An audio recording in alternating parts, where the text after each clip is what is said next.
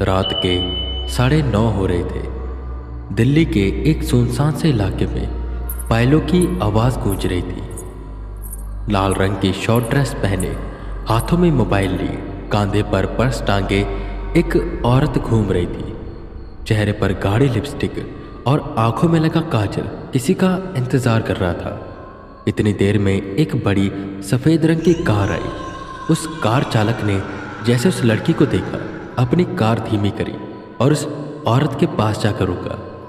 उसने शीशा नीचे किया और औरत को बुलाया, उससे बात करी और बगल वाली सीट का डोर खोला, जिससे वो औरत, जिसने अपना नाम स्वीटी बताया था, वो कार में बैठी और वो कार चालक कार को रिवर्स कर वापस से उसी रास्ते पर चला गया जिस रास्ते से आया था। जैसे वो यहाँ बस स्वीटी को लेने आया था। कार में बैठी स्वीटी अपने पर्स से शीशा निकालती है और अपनी लिपस्टिक ठीक करने लग जाती है।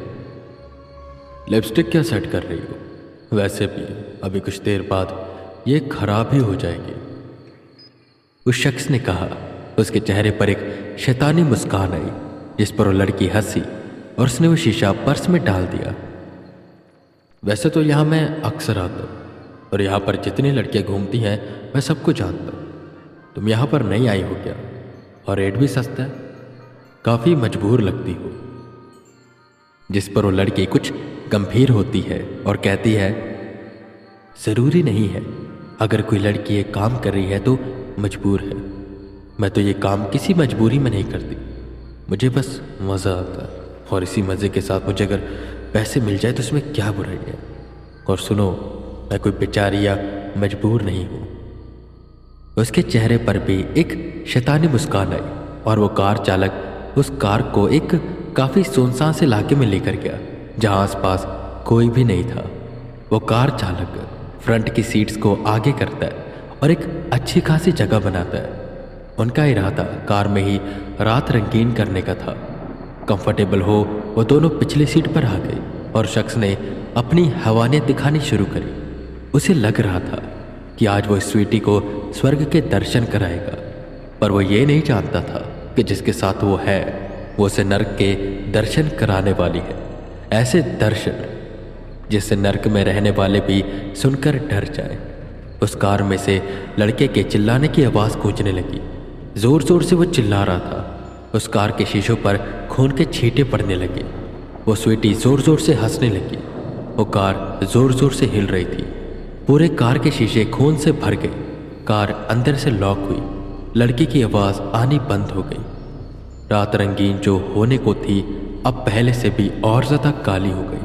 अंधेरे में घूमी वो कार वहीं की वहीं खड़ी रही। अगले दिन की सुबह हुई। रामलाल अपनी साइकिल पर जोर से पैडल मारते हुए फैक्ट्री की तरफ जा रहा था। उसे काफ़ी देर हो गई थी आज, तो उसने शॉर्टकट से जाने का सोचा और तेजी से बस आगे बढ़ता रहा। जब उसे एक वीरान सी जगह पर एक कार दिखाई दी। वो कार जो अंदर से खून से ढकी हुई थी। उसने अपनी साइकिल छोड़ी और कार के पास आया। वो कार के जितने भी शीशे थे सब पर खून लगा हुआ था। उसने बिना देरी के तुरंत फ़ोन मिलाया पुलिस को और पुलिस की कार कुछ ही देर बाद वहाँ पर आ गई। इंस्पेक्टर अंगद उतरे, हाथों में ग्लव्स पहने उन्होंने कार खोलने की कोशिश की, पर कार अंदर से बंद थी। उन्होंने चारों दरवाजे चेक किए तो चारों दरवाजे बंद थे। कार अंदर से ही लॉक थी। उन्होंने मास्टर की का यूज़ किया, कार खोली और जैसे कार खोली वो हैरान होकर 2 कदम पीछे हुए। पूरे कार में खून ही खून था और पिछली सीट पर एक शख्स की लाश पड़ी थी। वो शख्स पूरा नग्न था।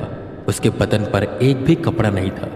उसके कपड़े आगे वाली सीट पर पड़े थे और उसी के कपड़े के साथ साथ एक लड़की के कपड़े भी थे, लाल रंग की शॉर्ट ड्रेस और उसके अंडर गारमेंट्स। इंस्पेक्टर अंगद को यह समझने में देर न लगी कि यहाँ पर हुआ क्या है। बाकी के पुलिस वाले क्राइम सीन्स की फ़ोटो ले रहे थे, आसपास पूछताछ कर रहे थे। उस शख्स की लाश निकाली गई। जब डॉक्यूमेंट्स चेक किए गए तो पता चला इस शख्स का नाम राजेश था। ये दिल्ली में ही रहता था और एक प्राइवेट कंपनी में ऑपरेटर का काम करता था। अब उसकी बॉडी को अच्छे से देखा गया तो पूरे जिस्म पर काटने के निशान थे, ऐसे जैसे किसी ने इसे तेज नाखूनों से खरोचा है। दांतों के काटे जाने के निशान, होठों को पूरा फाड़ दिया गया था और निचले धड़ की तो दशा ऐसी थी जिसे बयां कर पाना मुश्किल हो रहा था। प्राइवेट पार्ट पूरा सूजा हुआ था, लात की हड्डी टूट चुकी थी।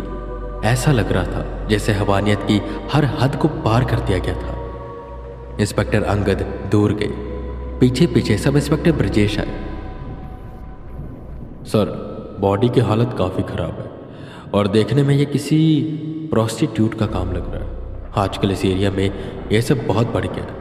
सुनसान जगहों पर ऐसी लड़कियां आती हैं और उन्हें सूंघते सूंघते कुत्तों के जैसे मर्द वहाँ पहुँच जाते हैं। सर, आजकल ये बहुत ज़्यादा ही होने लग गया है। इंस्पेक्टर अंगद माथा खुजाते हैं, जेब से सिगरेट निकालते हैं, उसे जलाते हैं और एक कश लेते हुए कहते हैं, यार ब्रजेश, चल मान लेते हैं ये किसी प्रोस्टिट्यूट का काम है, पर वो गई कहाँ? कार तो अंदर से लॉक है और ये ऐसी न्यू कार भी नहीं है कि हम बाहर से इसे लॉक कर सके। चाबी से कार लॉक होती है और खुलती है और चाबी अंदर थी, लड़के के पैंट की जेब में। ऐसा हो सकता है कि लड़की के पास दूसरी चाबी हो, पर यह थोड़ा सा मानना मुश्किल है क्योंकि वो तो प्रोस्टिट्यूट थी ना, या ये किसी और का काम है। एक और बात है यार, अंदर जिस हिसाब से खून था, उस लड़की के ना हाथों के निशान है ना पैरों के। वो अगर बाहर निकली है तब भी कोई निशान पीछे छूटता। उसने अपना काम किया और एकदम से गायब हो गई। मुझे तो यही लग रहा है। ये सुन ब्रजेश भी गहरी सोच में पड़ गया। खैर, बॉडी को ऑटोप्सी के लिए भेजा गया। उस लड़की के कपड़ों को भी फोरेंसिक में भेजा गया, कहीं उस लड़की का बाल मिले या कुछ ऐसा जिससे उसका डीएनए मिल सके। कार को भी अच्छे से देखा गया कि कहीं उसके फिंगरप्रिंट्स मिल जाए या कुछ और, पर सिवाय उन कपड़ों के उस कार में कुछ भी नहीं मिला और फोरेंसिक से भी उन कपड़ों में कुछ भी नहीं मिला। वो लड़की एक पहेली की तरह थी जो आई और गायब हो गई। खैर, केस आगे बढ़ा, पर अगले दिन एक खंडर सी जगह पर ऐसी एक और लाश मिली। उस शख्स के साथ भी यही हुआ था जो राजेश के साथ हुआ था। ये केस काफ़ी पेचीदा हो रहा था। इस बार पुलिस की टीम से ऑफिसर अमरीश को चारा बनाया गया और उनकी कार में कैमरा फिट किया गया और सुरक्षा के लिए दी गई उन्हें गन। सब कुछ वैसे ही होना था। वो कार लेकर गए, लड़कियां भी उन्हें मिली। वो लड़कियों को लेकर सुनसान सी जगह पर भी गए, पर उन्होंने कुछ किया नहीं। वो उस स्वीटी को ढूंढ रही थी। उन लड़कियों को ऑब्जर्व करते और जब उन्हें लगता कि सब कुछ ठीक है तब उन्हें जाने देते। ऐसे ही ढूंढते ढूंढते उन्हें आखिरकार एक लड़की मिली जिसने अपना नाम स्वीटी बताया। अमरीश उसे लेकर जाने लगा।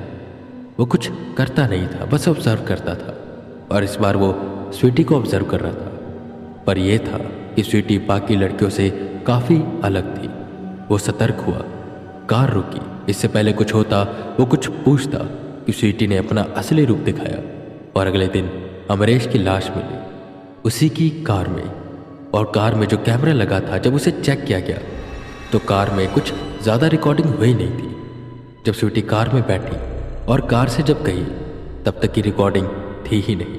जब रिकॉर्डिंग ऑन हुई तो बस खून ही खून दिखाई दे रहा था। और हाँ, पुलिस वालों को बस उस लड़की का नाम पता चला था, स्वीटी। खैर, कार अंदर से लॉक थी और इंस्पेक्टर अंगद कहीं न कहीं सोचने लगे कि शायद ये किसी इंसान का काम नहीं है। वो इस केस को हर एंगल से सोच रहे थे और उन्हें लगा था कि अब उन्हें किसी की मदद लेनी चाहिए। आजकल वो एक नाम सुन रहे थे, एक फेमस गोस्ट हंटर का, गोस्ट हंटर वेदा, और उन्होंने उनकी मदद लेने का सोचा।